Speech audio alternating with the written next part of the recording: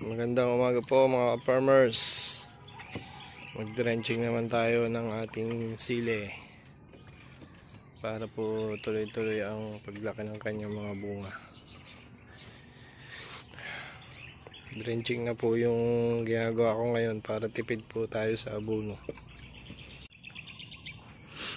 Ito po yung ating ipapakain sa ating sili.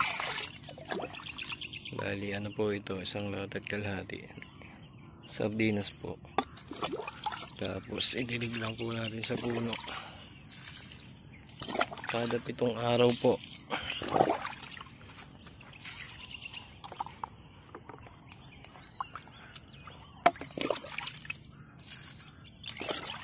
Direkta na po sa puno yan. Okay lang po yan. Huwag lang po sa dahon.